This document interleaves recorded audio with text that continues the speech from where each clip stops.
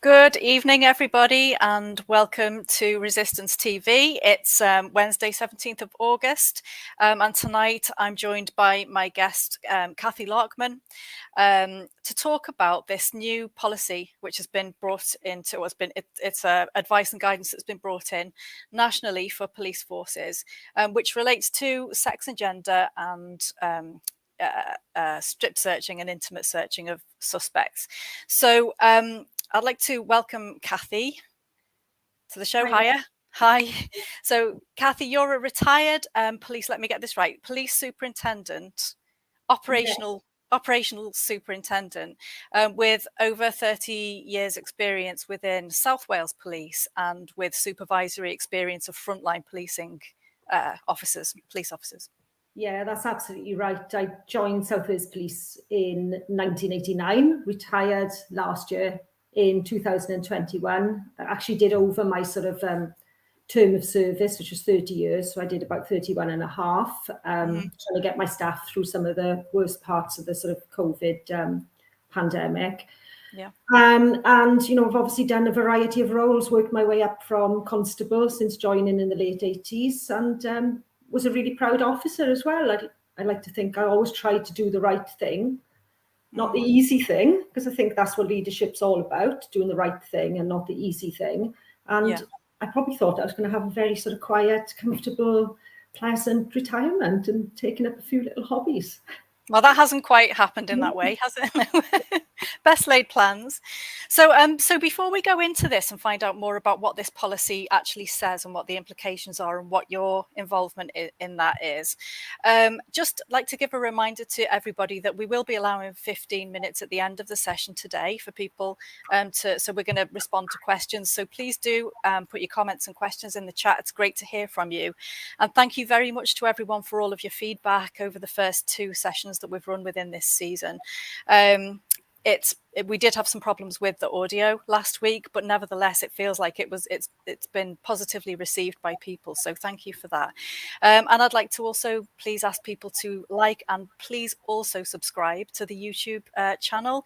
If we have, I think we've got, you know, a good bunch of people, our audience is growing for these shows. And if we can kind of demonstrate that there's an interest for us to continue talking about women's issues and have those higher up on our agenda as an organisation, I think that would be really, really good. And so as many people who can subscribe to the channel and share that would be really great. So thank you for that. So if you could, Cathy, just give us a rundown of what's changed. What's this new policy or new guidance? What does it involve? Is it mandatory for all of the different police forces? And what does it mean for people? What's it mean for women and also for police officers as well? Well, there's over 40 sort of provincial police forces in England, Scotland, and Wales and Northern Ireland. Each is run up in terms of its sort of operational policing business by a chief constable who's sort of at the top of the tree, really, of operational policing. And there's obviously a rank structure sitting below that. Sitting alongside the chief constable then, in a manner of speaking, is the Police and Crime Commissioner, which, you know, I assume everybody might be aware of this, but I'm sort of happy to clarify any of this if needs be. And there's obviously other sort of organisations then, and one I'm going to be referring to a lot is the National Police Chiefs Council, or the NPCC, so I don't have to say it all the time. But the NPCC basically is the body that all the chief constables of all those forces covering in England, Scotland, Wales and Northern Ireland come together and speak to other representatives like the Home Office, etc., and decide all their sort of relevant policies, things that they should be agreeing on, matters of sort of current public concern, etc. So it's a really important body of people, you know, affecting all of us here today in terms of sort of the policing we receive. Now, what sort of happened was really that I noticed last year in 2021, fresh out of retirement and freshly new into Twitter, I have to say as well. So first of all, that there was a lot of sort of public concern, and especially concern from women online around searching policies by the police. And there was a lot of talk as well about you can be strip searched by a man if that man then sort of self-identifies as a woman. And I could see this was causing a lot of consternation, distress and worry. And women's issues have always been really, really important to me. So I knew that obviously that those women's concerns were really genuine, really real. You know, we'd come out of several sort of really high profile, horrendous situations involving police interaction with women. And, you know, one particular one, obviously, you know, Sarah Everard, you know, and the horrific circumstances around what happened to that poor woman was obviously adding to that sort of distress, concern. And public trust and confidence in the police is really, really important because they're our police service. You know, that's really important and really precious to me particularly. So seeing all this sort of consternation online, I thought this really needs to be addressed. So I wasn't convinced really the police service was seeing it and the NPCC was seeing it, and it needed to be laid at their front door. So last year in October, I wrote a very comprehensive letter, she's still here, one to the National Police Chiefs Council, the head of the National Police Chiefs Council, because there's always like an officer who leads that. And I sent a similar letter to the College of Policing, which sort of sets the standards for policing across the UK as well. I also sent a similar letter to the Police Federation of England and Wales, who represent officers of the rank of PCs, sergeants and inspectors, because it's going to be mainly PCs and sergeants affected by this as well. I have to say, sort of at street level. And I sent one as well to Her Majesty's Inspectorate of Constabulary too, because they got a role in terms of sort of, you know, making sure the police are doing what they're supposed to be doing and the level at which they're doing it. So I wrote a letter and I sort of laid my cards out on the table. I said, look, all this, you know, in a nutshell, all this consternation is going on around searches. You know, you need to lay out what the law actually is in relation to this before it escalates any further. And I just read out a line from that letter, just so that, you know, this was reiterated several times in different ways. There is currently a public climate of fear amongst women and girls around their personal safety. Women need to know the limits of police powers and the lack of clarity around stop search, and who can indeed subject them to invasive searches is not helping with this. So I really laid out my concerns. I asked them to clarify the current situation in relation to strip and intimate searches. So that's sort of the background to it. I don't know if everybody listening in is aware, but there's not a one-size-fits-all search that may happen to you. So, you know, if you think of a search on the street initially, that could be a basic search, which would be basically jacket, outer coat, gloves, and a bit of a pat down, etc. That, in theory, can be carried out under the Police and Criminal Evidence Act by any officer. And in my old force, we'd actually record those on body-worn video for transparency as well, so that, you know, we'd be accountable and we'd be able to make sure that they were being carried out properly, etc. And you know, to help people with public trust. Stepping up from that, then, there's a more thorough search, which may involve the removal of items of clothing. That has to be carried out of public view, and the Police and Criminal Evidence Act says that has to be carried out by an officer of the same sex. So PACE, Police and Criminal Evidence Act, says of the same sex. There's no mention of gender there, it's sex. Yeah. And it's a really, really important distinction, which I'm sure we're going to go on to. And then you've got sort of strip searches, which is the sort of basically, you know, removal of clothing, which will involve the exposure of intimate parts of the body, which have to be carried out sort of in a building and out of public view. And again, officer of the same sex.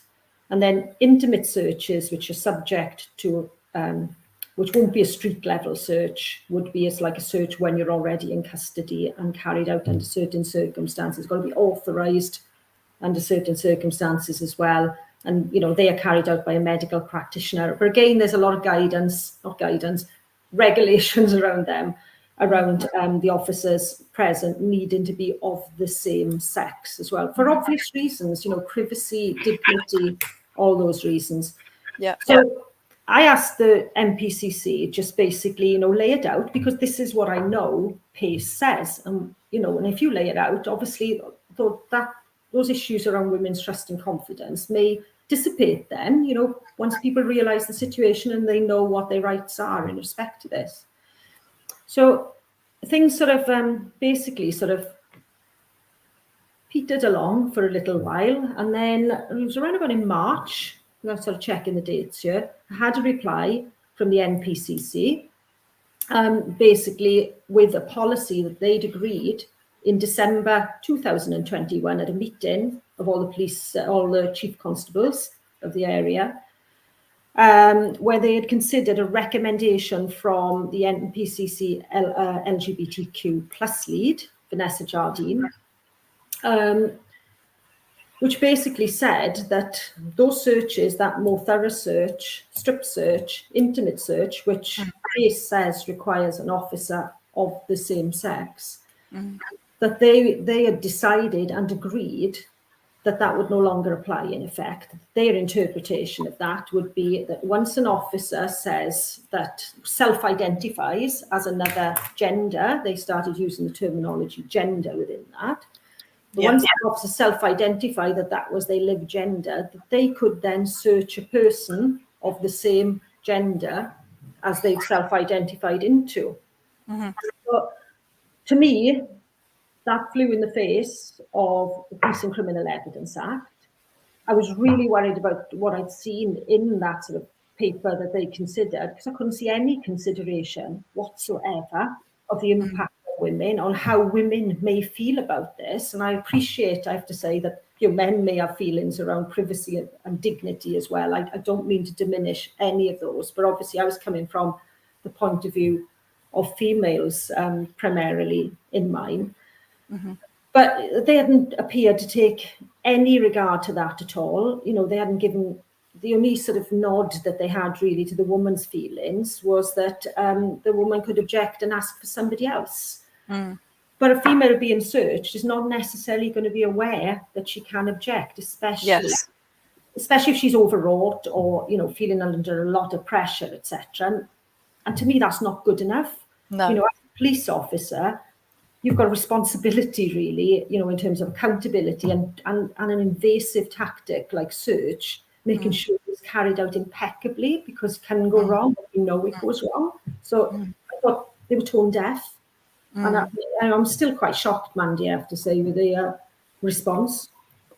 So what exactly was the response? It was just that you got to see the guidance and there was no evidence of any consultation with women or consideration of how women or men might feel about that. No, none at all. I mean, there was a lot of consideration in terms of police officers who would, be carrying out the searches, who were self-identifying, and the impact there may be on those officers if, a woman in this case objected to being searched by them. There was a lot of consideration for the police officers, but for a policing service, which is supposed to value the community and the public primarily, that was absent. That was totally absent. And that was deeply worrying to me, which is why I made the decision then to go public with it. Okay, so that was the turning point when you decided I need to do something about it. Yes, because there's a couple of things really that come to mind. Loads of things that come to mind. Okay, so the PACE guidelines started talking about gender. Even the PACE guidelines talked about sex, but the new guidance started talking about gender out of the blue. Yeah, absolutely. There was a massive conflation of sex and gender within the document that had been discussed and agreed by the NPCC. These are two totally different terms. Sex, as most people understand it and as defined, relates to your sort of natal sex, your biological sex. That's my understanding. Gender to me is obviously, more of a sort of socially constructed, it's usually sort of stereotypical behaviour then. But lately, I think there's another issue here which has led us this problem, and that's people using the expression gender as a sort of polite euphemism instead of sex, because they don't want the connotation with sexual intercourse, so they use gender instead of the term. Like when we talk about the gender pay gap, we probably should have been saying the sex pay gap all of that time. Really, that would have been a lot clearer, wouldn't it? Yeah. Absolutely, you know, and I think as well, you know, the term gender is in modern sort of parlance has also come to mean, you know, some people believe that you've got an inner gender identity, which is what this is all about, isn't it, really? So it's this belief that, you know, that inside you know, you don't really feel like the sex that you actually are, and that's your gender identity, apparently. So yes, and it's basically that it's just saying that you don't fit the usual stereotypical expectations of your sex. That's kind of you know, I have to say I find that really regressive, because I think, you know, you can be many types of man, you could be many types of woman, can't you, really? And, you know, the fact that you, like a man displays, you know, what's thought of as typically sort of feminine behaviour, well, there's absolutely nothing wrong with that. And equally, exactly the same for a woman, you know. What is wrong, really, with being yourself, you know, as you are? You know, you shouldn't be... Yeah. It shouldn't be the case that if a woman likes playing football, you know, I love football, that she's somehow told that she's actually a man. It's ridiculous. So we've all got different ideas about what gender is and whether it even exists, or if it exists, whether it's regressive or whether it's an innate thing that people feel. We all believe different things about that, and that's okay. And the law kind of says that that's okay as well. But what we do know about sex is that women are at far greater risk of sort of rape, you know, sexual assault and violence from men than men are from women, for example. So we know that it's different for us as women. So this does have potentially huge implications for women. And it's quite shocking to think that that area of sensitivity hasn't even been broached at all. I think a lot of people will be quite shocked to discover that. It hasn't even been thought about, apparently. Well, I was shocked, you know, as a sort of police officer with 31 years service, you know, I was really shocked by this. And it's just strange, really. I mean, I'm just going to refer to the letter again. I dug out from the MPCC site, you know, a previous statement by them where they refer to an inquiry they were carrying out, and they talk about the rebuilding of women's trust. And they say in it, and I quoted this in the letter to them, police chiefs are listening to women's voices about what needs to change. Well, are they? Because quite clearly they haven't. So, you know, that really, really worries me. You know, where are the brave, strong chief constables to say this is the law? You know, we need to listen to the public here. You know, this is ridiculous. What sort of percentage of chief constables would you say are women? There's quite a lot of women. I mean, there? Right. Yeah, there are. There are. You know, there weren't. You know, obviously when I joined, you know, there weren't any when I joined, but there weren't many officers. Yes. You know, it was very much a case of, like, you know, token policewomen on shifts, etc. But there are a lot of female chief constables now. Yeah. But, you know, I don't think it's just a case for the female chief constables to be standing up and sort of saying this. I think all chief constables need to, you know, they need to apply the law. Yeah. You know, they need to get back to policing without fear or favour, and policing impartially and not being affected by ideology, you know, so that everybody can trust the police and have confidence in them. You know, what you mentioned about that women may not, if a woman's arrested, she's probably going to be in a state of feeling upset anyway. And we don't always manage to assert ourselves and our preferences when we're feeling upset. But there's also, I mean, would you agree with me that there's also the risk that a woman may not be happy about the situation of someone of the opposite sex doing the strip search or the intimate search, but she may feel, because there's been such a lot of pressure and because there's rainbows all over the police force and everywhere else, could she feel coerced and unable to speak up? Absolutely, you know, and I think that's I think you're spot on there, Mandy. I think that's a real risk as to what's going to happen. You know, policing doesn't take place in a vacuum. You know, stop search and searching is a sort of highly, you know, especially when you get to strip searching and a more thorough search, you know, it's a highly invasive tactic. It's even more important because it's invasive that we get it right. Yeah. So, but it's an important tactic, you know, to protect the individual, to protect the... Yes. Yeah, yeah. So thinking about what you said earlier as well about the trust in the British public, and we know that we had the murder of, well, the arrest, the abduction, the rape, and then the murder of Sarah Everard by Wayne Couzens, who was a serving police officer at the time. And that absolutely hammered women's confidence in general in policing within this country to such an extent that we then had that outpouring of, well, grief and anger at the protests that took place during lockdown. People defied lockdown. Everyone had kind of complied with it. I think most people had been really compliant with it, apart from the people leading the country, unfortunately. But we had that, and the police were also heavy-handed at that event. And then we've had sort of Bieber Henry and Nicole Smallman, the two sisters who were murdered, and pictures of them were shared by police officers, male police officers on WhatsApp.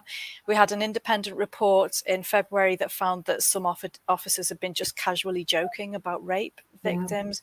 And then we've had the strip search of child Q. It was a 15-year-old girl whose mum wasn't informed before that took place, which is in breach of what the guidelines say should happen. And there were also male officers present when she was strip searched, which also goes against the guidance. I mean, would you say that what women's confidence really is in policing in general within this country at the moment? Well, my sort of impression is that it's really, really poor, really poor, which is why, again, it was so important that they got this searching guidance correct. I mean, you've quoted some awful examples there, excellent examples, if you know what I mean, but awful as well in terms of what happened, with regards to the sort of vigil for Sarah that took place. Obviously that had massive sort of media impact and everybody saw the images, etc. And I've got to say, it's a really difficult job for police officers to manage sort of, events and protests. And we understand, I think everybody sort of understands that. But then when you sort of see, those conversations that you referred to, those photographs having been taken and shared, completely unforgivable, horrendous events. What are those officers thinking about? And to be joking about things like rape, it's just completely beyond the pale and unacceptable.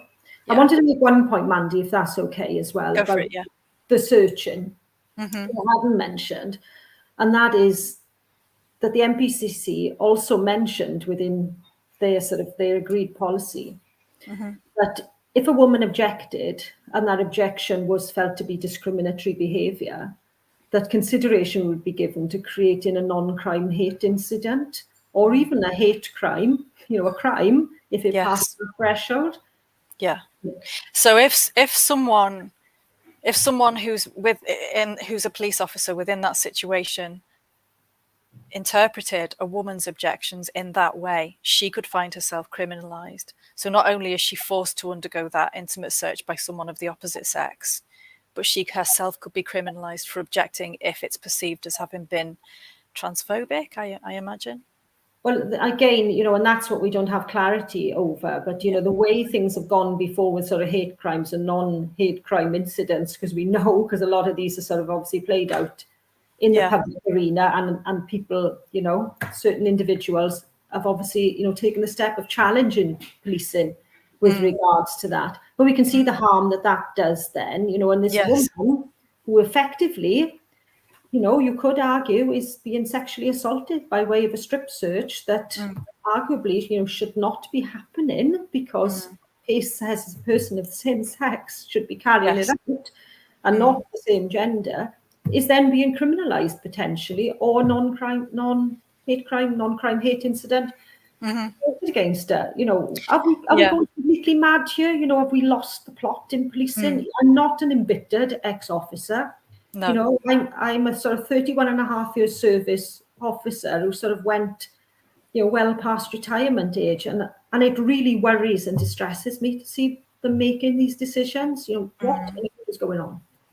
I know that this is something that I discussed with you when we were planning this session, and I was kind of asking you about the police force and whether you perceive it to be more sexist or less sexist than it was in the past. And you'd kind of said to me that you most people, even though there might be dark humour within the police force, just as there may be within, some people that work within health or social services or whatever, sometimes there's dark humour, but actually incidences of people joking about things like rape and things like that, you'd said to me you thought that's actually quite rare within the police. I don't want people to feel frightened of the police. It seems as if something's happened at the managerial and at this senior level.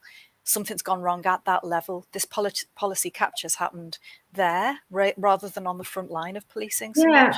I'd say there is a distinction. I'd say rank and file officers, and I'm not negating, there are rank and file officers involved in those horrendous cases that you've mentioned, and it's simply inexcusable and quite rightly, should be dealt with in very sort of strong terms. But I think in terms of ideological capture, you may have a sprinkling of officers at sort of ground level who are well versed to that ideology really, and are sort of potentially pushing it as well. But I think it's more in terms of the sort of senior levels of policing really, where you've got police forces agreeing to sign up to the Stonewall Diversity Champions scheme. We've got a number of forces, I think, who are currently on their equality index, etc. So you sort of see then this same language permeating through all the policies. So for instance, the MPCC in 2018 agreed some guidance, and some of it was sensible in relation to staff members, etc., who identify as transgender, and that is fine. Some sensible guidance. But within that document, they've used the language of Stonewall all the way through it. Stonewall are badged on the document. The foreword to the document is written partially from Stonewall as well. This isn't great, because policing needs to be impartial and needs to be seen to be impartial. Yes. And when I read that guidance, I had a little bit of, I had another fit really, because for the implications of police women, because I don't think people realise how badly police women are going to be affected by this, because police officers operate under a discipline code, which they're afraid of stepping out of line in relation to, so they're afraid of doing anything wrong in case, their jobs end up at risk, really, in front of senior officers.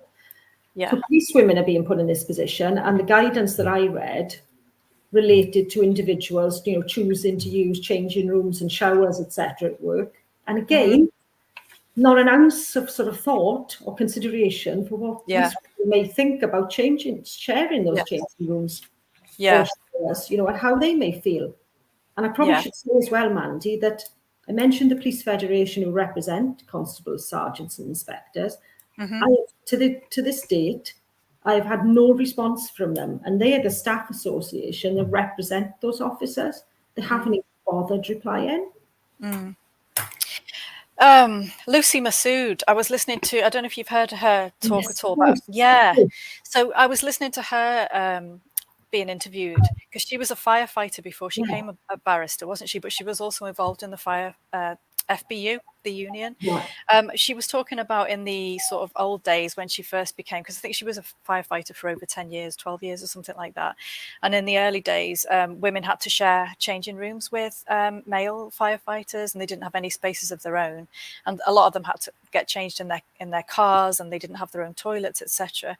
And when they actually, through the union or whatever, they managed to win those rights, they did have some men who would deliberately sabotage their spaces, who would deliberately go and wee all over the toilets and things like that. There was sexism still, there was like a hangover of sexism. I don't know whether it continued longer term. How did you find things developed in terms of women's recognition and rights and being valued within the force over the years that you were in? Did you see anything like that, or was it not really like that? Well, it was a totally different world when I joined, and lots of sort of great officers then as well. But, it was really, it wasn't that many years since they'd sort of gotten rid of a specific policewoman's department, when women were actually paid only a proportion of the men's wage and only carried out certain duties. So, the era in which I joined, you were sort of joining very much, as one of a very few policewomen on the shift, very few holding anything above sort of middle management rank as well. I mean, I had my first child in early 1993. The sort of the general sort of view of my colleagues around me was, oh, there's no way you'll come back to work after having a child, because nobody comes back. You know, and the sort of provisions for looking after you during your pregnancy and work, you know, just expected to patrol until you became too big for your uniform. So there was, you know, I could sort of probably fill a day with sort of telling you about that, and about the casual, everyday sort of sexism. You know, we didn't even, just to give you a bit of a laugh, we had to wear skirts as well. We weren't allowed to wear trousers. We had to wear skirts. And in my force, particularly as well, we were using truncheons at the time as well. The police women had a sort of a teeny version of a truncheon so that it would fit in their hand. No way. So it would No way. No, I'm serious. So the men had this huge thing, and the ladies had a little version, so it would fit in your handbag. So you can imagine how useful that was. Really. Yeah. I think it's important to, because also Lucy Masood was talking about they didn't have their own uniforms. They weren't made to fit women, so they had to wear men's uniforms. Yeah. So we've got to remember these things, because it's not that long ago, but it highlights how undervalued and underappreciated the differences between the sexes has been, and how much less power women have had, you know, and still have to a large extent. And so when women are worried about things like these new guidelines, it's not for no reason, you know. It's not to be mean or anything like that. Have you had anyone say to you, the work that you're doing around this to raise awareness is transphobic or is mean or unkind or anything like that? Well, not to my face at the moment, Mandy, I have to say. And in fact, you know, the people I've sort of known, sort of in my sort of previous work in life who have mentioned it, have all been really, really positive that it's the right thing. So I just like those senior officers really to step back a bit from the ideology and look at the big picture again, because I think they're letting people down. They're certainly letting women down. Yeah. Okay, so before we sort of come back to that issue and look at maybe what needs to change, what people can do, and also what women have been discovering, because I know a number of women have written to their own chief constables within their own police forces, so we can find out a bit more about what the feedback has been so far, and if there's any reason to be hopeful for change at the moment. I thought it would be remiss if we didn't come back to the issue of hate crime and talk about what would you call it, freedom of speech and censorship, and the involvement of the police in some high profile incidences just recently with that as well. I mean, what on earth is going wrong? What's going wrong? We've got this, let me have a look. We had the lady, I can't remember the woman, her name, she was on Twitter.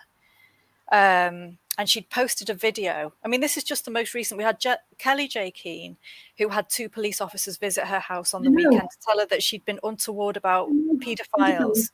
I know. That was it. And they hadn't actually watched the video. They hadn't seen the video in order to verify whether the complaint about her was malicious or was accurate or anything like that. But they went straight round to her house in a day and age when police are really pressed for resources and for time and really overstretched. And then we had Lawrence Fox filming that guy who'd posted a meme that was found to have caused anxiety to one of his neighbors or to someone else on Facebook. And the guy got arrested, and Lawrence Fox also got arrested. And while they were being arrested, they were saying to the police, look, this is the law. And they were giving them chapter and verse, you know, what you're doing. You've got no grounds to do this. There's no grounds for you to charge us with any of these things. I think there was a malicious intent or something like that was the charge that they were arrested on. And then they were released after hours of being, you know, held in the cells without charge. And I think they're pressing charges themselves now against the police. And then more recently, we've had this poor woman, this amazing woman who stood her ground. She put a sticker on her door which said something about gender erases women or something like that. Gender ideology.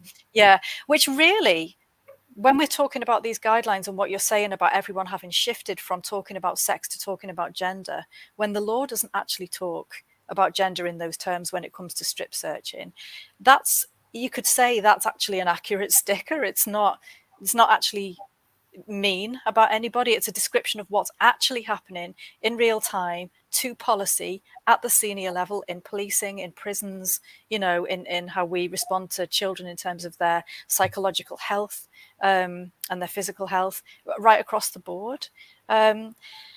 So this woman, I don't know if you heard the clips of the video. It was so upsetting. Yeah, she's been a victim of rape twice. She was trying to say to this PCSO, I need spaces to be able to go which are women only. And the PCSO was saying to her, why do you, what's wrong with, basically what's wrong with having men in your spaces? You need to be kinder. That was the gist of it, to someone who was a rape victim. I mean, any thoughts on how we got here? I've got loads of thoughts, but again, it's this conflation of sex with gender, isn't it? That's at the heart of all this, really, and the failure of public organisations to step up and properly consider these issues. They're only listening to, certain parties, really, with regards to this. I mean, all those things you've outlined are absolutely horrendous, and they're there forever to be seen. I mean, I've listened to that recording of that sort of poor woman, really, and what she went through. I totally understand and respect her need for a single sex space in that, in those situations as outlined. Of course she needs a single sex space, and there is nothing wrong with her having a single sex space too. She should be supported and respected. Why are her rights less important now? That is completely and utterly wrong. In the Kelly J example, well, Kelly J is a fantastically strong and brave woman, but but it still doesn't make it right. Police officers turning up to somebody's door like that. No, absolutely, and it's women's have their children as well. Like for that woman, her name was Bella Doe on Twitter. Her name is Bella Doe. I don't know if that's her actual name, but her daughter came down the stairs and defended her. Her daughter was amazing and fantastic. The two of them were amazing and fantastic. I don't know if there was another daughter in the mix as well, but it sounded like she was defending her mum's right to be able to say there's a difference between sex and gender, and that is within her legal right to do so. And yet this PCSO was kind of giving her the wrong version of the law. Ridiculous, absolutely absurd and completely wrong what that PCSO was saying. People have gone to court, haven't they, already to establish this, Mayor status, sort of what she's done, the Alison Bailey Tribunal, all those things, have established that, you can talk about the reality of biological sex. It's crazy that we even perhaps have to say that, isn't it? Yeah. But what are the police doing anyway, you have to say, in sort of involving in people, taking offence at things? I mean, you referred to the recording of the gentleman, or the two gentlemen who were arrested, really. And I think there was a reference where a police officer said, you made somebody anxious. Yes. It's not the business, in my view, of the police to be dealing with everybody's anxiety and everybody's offence. That's not the role of the police in this country, really, to be controlling people's thought and the expression of their thought. What on earth is going on there? And it's just this constant slippage, really, of the police doing more and more outside of their core role. Yeah. What about hate speech? So, or hate crime. So, I've recently, as a councillor, I've been asking questions of our council leader about the appropriateness of us hosting Drag Queen Story Hour and funding that as a council. I mean, A, it's a political thing, potentially, and B, it potentially also kind of flies in the face of just the established guidelines around safeguarding and not blurring the lines between adult entertainment and child education. And C, it doesn't really represent the LGBT community in any way, shape or form. A drag artist isn't someone who's trans. That's not what they're representing. And most people who are trans probably like to get on with their lives and pass as genuinely female or male if they possibly can, not to have this overly sexualized, sort of hyped up representation of women. So we're not even talking about trans people. But in sort of posting about this publicly as a councillor and saying, look, I'm asking questions about this, I've got concerns about it. I've been told, been called names obviously, but another councillor has come on and said that he thinks that children are unsafe around me. So I know, so the lengths that people are going to, and the kinds of things that are being said to people. I mean, we don't have any protection in law, I don't think, as women, because there was recently, I remember there was a push, but it was unfortunately, it was by Stella Creasy MP, to get hate crime against women on the basis of sex established in law. And that was opposed by a lot of us because the gender ideology had been tagged onto it. So the fact that this definition of who is trans makes it impossible really to say what transphobia is. But if you had a bad law that didn't straighten all of that out, then people could be being prosecuted for transphobia when all they've said is what's currently in alignment with the law is that it's not possible to change sex, that there's a difference between men and women that needs to be taken account of in certain policies and spaces. I mean, do you think we now need to look at that again and maybe try and get something within legislation that specifically protects women on the basis of their sex and on the basis of their sex alone, regardless of what their gender identity is? I mean, potentially, Mandy, but there's a long way to go, isn't there, really, before we get, all the organisations involved in sort of framing that law, really, to recognise what sex actually is, as opposed to, an interpretation that includes gender identity. We need to be really, really clear in our terms. Sex matters.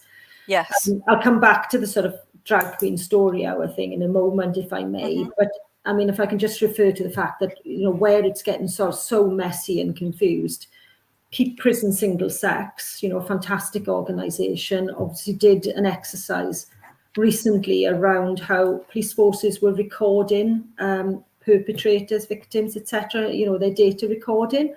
And the situation was an absolute mess. Lots of forces were allowing people to identify what their own gender was, really. And even allowing where people said they were non-binary to record an indeterminate finding.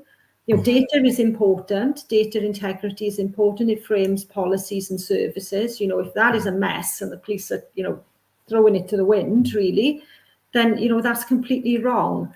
And while I'm on the subject of Keep Prison Single Sex as well, that sort of conflation of sex with gender has led directly to men being placed in women's prisons, and I find it shocking that there hasn't been more of a ruckus in relation to that, and certainly a ruckus from the left, the political left, about those, the most vulnerable women in our society, really being incarcerated with men with often horrendous consequences. There are totally different offending patterns between females who go to prison and males who go to prison, and I just find that unforgivable. On the sort of drag queen story hour sort of thing, really, drag isn't really my thing. I know a lot of people like it, but my understanding of it is that it's an adult sort of industry, primarily associated with pubs and nightclubs, and people enjoy it. But what I would say in relation to the suitability to sort of translating that over to children, I mean, you've obviously said a lot there as well. But it's almost become untouchable from criticism, which is what you're saying with the accusations pointed at you. And what I would say is it is extremely dangerous to create any sacred caste of people that cannot be open to criticism without you being accused of hateful behaviour or some sort of phobia. That we know where the dangers lie, really, with creating a sacred caste of people. From criticism. And the whole thing around safeguarding and child safeguarding is that all of us, it's all of our responsibility, and it should always be okay for anyone to raise concerns for any reason. We shouldn't ever be suppressing anybody from raising concerns where it involves kids and potential avenues for predation.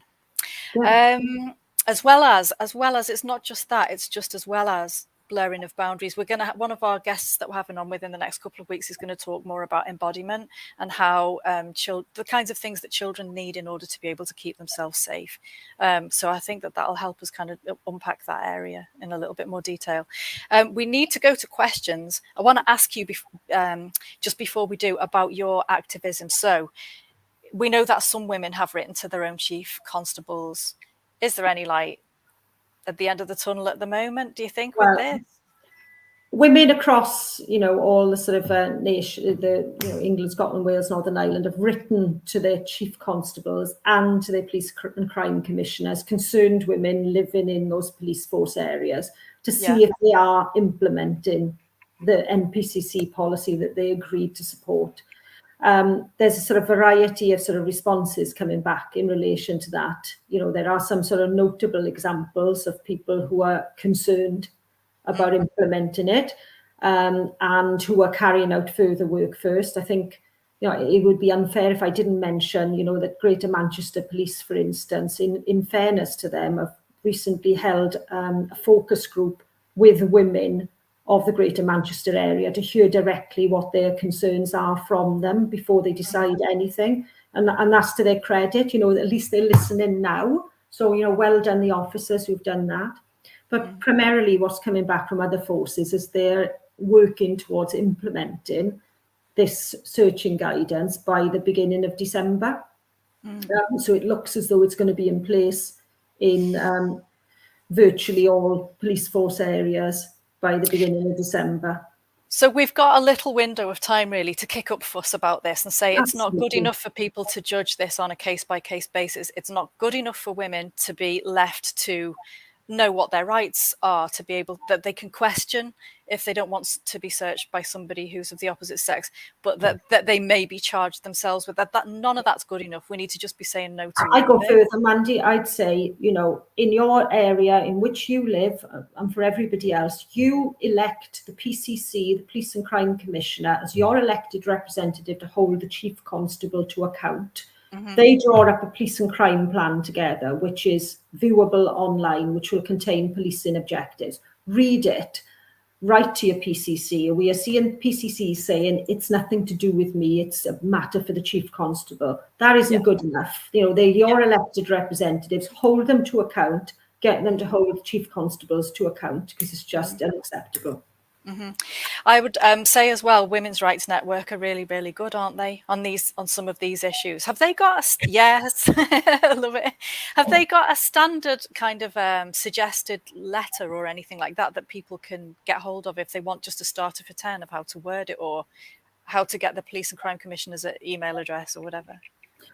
We're always sort of willing to sort of help support people from the Women's Rights Network in sort of, taking forward action like this. We have, seen the sort of the similar letter sort of being used by concerned women for each police force area. And I have to say as well, some police forces have said, we've become aware that other police forces have had this letter. And it's almost been a situation where you can almost feel their shock that women can actually mobilise, organise and have concerns and articulate them. Really, it's 2022. Yeah, it's only because women have collectivised really that we've got action on prisons, on the issue with prisons, on the issue with the CAS review and the Tavistock closure, all of these things, that we're seeing now as well. It's only because of women, isn't it? Collectively mobilising, so they need to watch out. So let's have a look at some of our questions, because I'll get in trouble if I don't could carry on talking. But so Artemis Rising has said, have police officers complained to the College of Policing or Police Federation yet? And do you know of an FOI? I don't know if police officers have complained as yet. What I would say is it's really difficult for police officers because they're subject to sort of an internal discipline code, and I would suggest they're probably, where even if they're sort of concerned, they'd be sort of keeping their heads down. It's just really difficult. You have to bear in mind, police officers aren't unionised as well. They have no industrial rights. They have a staff association who clearly is not bothered about this because they've said absolutely nothing about it. And those police officers should be worried that they'll end up being done on an internal disciplinary if they say too much and put their jobs in jeopardy. Yeah, this is the same as me. I hear from teachers and different people who professionally feel that they can't say anything at work because that's their income, that's their bread and butter. But they're scared and they're worried and they feel compromised. So I think for most officers, they probably feel they're in an impossible position, being put in a really horrible position. Yeah. But it's a really good question by Artemis Rising, I have to say, and it just shows the sort of difficult position that police officers are actually in terms of speaking out. Baxter L says, don't forget about the police spies, equity and abuses of women. Is that, I think he might be talking about where groups were infiltrated, environmental activist groups and left-wing groups were infiltrated and men posed as the boyfriends of women, even married them in some cases, impregnated them.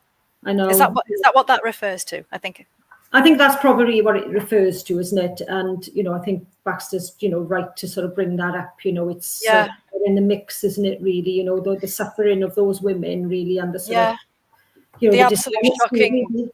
misogyny. And again, that wouldn't have been at the street level, frontline officers level. That will have been higher up. Those decisions were taken, and those ethics were breached. Yeah. It does also sort of highlight, really, that those police officers, without, going into every individual case, are asked to carry out a sort of very undercover sort of plainclothes role. Where's the supervision of those officers then, in terms of, how far they go in and what they get involved in as well? Yeah. There's another question there from Artemis Rising, but I'll go to, well, there's quite a few. Hang on. Bronwyn Davis. How do we get the police to follow the law and the PACE guidelines, not Stonewall's misrepresentations of the law? How do we do it? Well, what you've said, I suppose. We're trying our best now through pressure. Bronwyn, I have a massive respect for Bronwyn. I know Bronwyn, wonderful woman.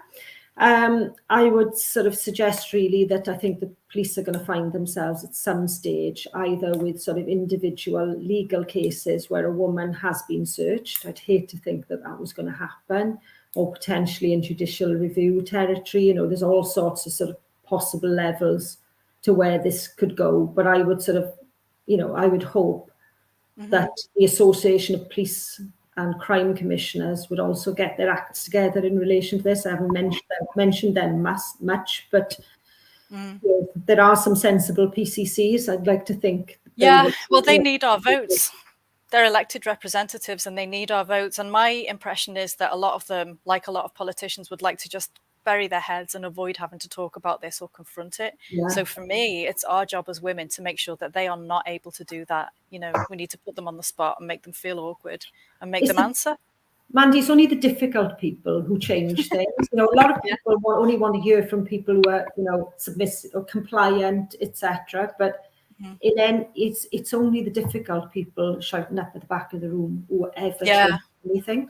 So, absolutely, and you don't get the privilege of being elected to to be a public representative and then not answer difficult questions. That's what you're there to do, and I'm sure that they do enjoy a number of privileges and they get to enjoy that status, and they have to do the job that they're there to do, don't they?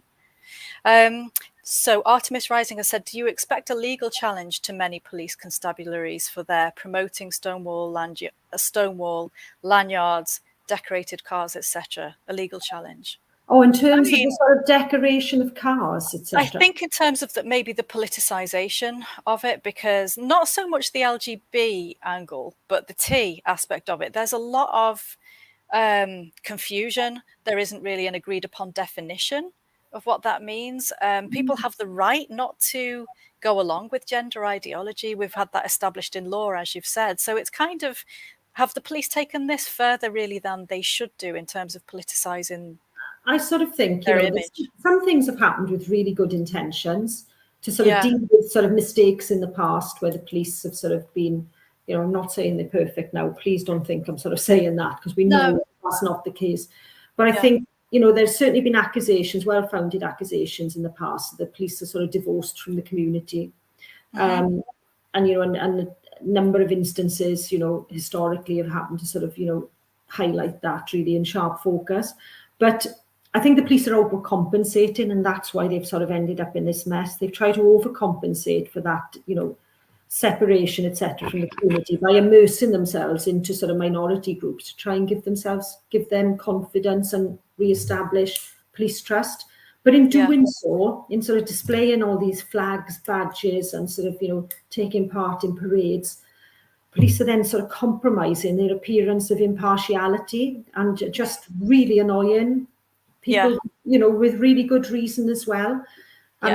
I can see that some forces are stepping back a little bit from doing that, but a lot seem to be sort of, they're really embracing it, and they're having all these sort of cars and vans wrapped, and the various departments, etc., sort of celebrating particular days. And I think it really annoys the public when they see days being celebrated throughout the calendar that are very much focused in one direction.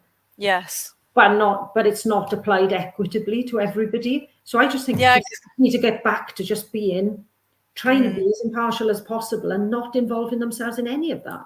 Yeah, because I think that the way that it's being implemented, it can have, as we've said, a chilling effect on people's freedom of speech. And particularly if an officer gets the wrong end of the stick and they take it too far, and they're on someone who's a rape victim's doorstep telling them that they have to believe this, they have to believe this, and they can't believe that. It's it's clearly gone too far. Yeah. Well, why would we be surprised that has happened when the ideology is coming down from the top? Yes, yeah, absolutely. Can I just ask you, because we've just got a few more minutes, about your political activism? So tell us about Jennifer Swain and how she's doing now. Jennifer Swain is an absolutely lovely woman in the Newport area of South Wales. And a lot of people will remember that quite a few months ago, she was actually arrested. She's a lady who gets around on a mobility scooter, which she nicknames Dwayne. And she was arrested for putting around pro-women's rights stickers. She was held in custody for many, many hours. Her home was searched. A book was seized from her house, a sort of women's rights, a book related to women's rights in relation to, I think, conversion of children. Stickers were seized from her house, etc. She was held on bail for several months. So she had to go through all that sort of agony, really. And sort of look at media articles calling her sort of transphobic, hateful, and sort of suggesting that there was an allegation that there were razor blades underneath stickers. That all urban myth. I'd have thought the police would have wised up to that one, because it's just, absolutely nonsensical. And eventually, the CPS, it went all the way to the Crown Prosecution Service, who basically kicked it into touch and said no further action. So yeah, Jen Swain, we had a number of events outside Newport Police Station to support her, some organised by ourselves, WRN Wales and Merched Cymru, LGBT Allies Cymru, Labour Women's Declaration, and a number of other groups, WDI. Sex Matters. Philia were there, and there was another event as well at which Kelly J. Keane came down from Standing for Women as well outside Newport Police Station. So we certainly, put a lot of support around Jen. She's a lovely woman. She should never have gone through that. And she's never been arrested for stickers. No. It's similar to what's happened with Bella Doe, isn't it? The women have kind of gathered around them and offered them that comfort and that support. It's incredibly important, I think, that thank you for name checking all of those organisations, and we'll make sure that we put links to them in the information underneath the video. But just to say that we can't fight, any of us can fight this. We can't fight it individually, alone and separately. And one of the kind of silver linings to this horrendous situation is that women have started to come back together again really strongly and support each other and to coordinate in how we're campaigning. So I don't know. I mean, I find that a huge comfort as well, just to know that I'm not the only one. So thank you very much to all of these organisations. And I want to thank you as well, Cathy, for coming on and speaking so frankly and warmly, really, about a difficult topic. I would like to remind everyone again, if you could subscribe to our YouTube channel, that would be really helpful. We'll be back again next week. And thanks once again, everyone, for joining us. Thank you. Thank you, Mandy. Thanks, everybody.